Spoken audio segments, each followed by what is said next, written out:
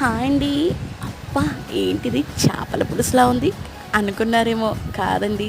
ఇదైతే బెండకాయ చామదుంపల పులుసండి.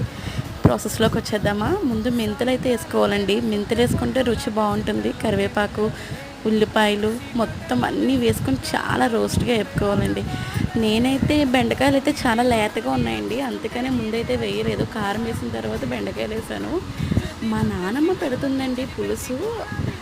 కేదారేశ్వర స్వామి నోవులు అవుతాయి కదండి, అప్పుడు పెడుతుందండి దప్పలం పులుసు. అన్ని రకాల కూరగాయలు, వంకాయ, బెండకాయ, ఆనపకాయ అన్నీ వేసి, గుమ్మడికాయ అన్నీ వేసి పెడుతుందండి. ఆ పులుసు రుచి దేనికి సాటి రాదండి. ఎలా పెడుతుందో, దాని చేతిలో ఉన్న మాయో తెలదు, ఆ పులుసులో ఉన్న రుచో తెలదు. మీరు ఎప్పుడైనా పులుసు తిన్నారేమో కామెంట్ చేయండి.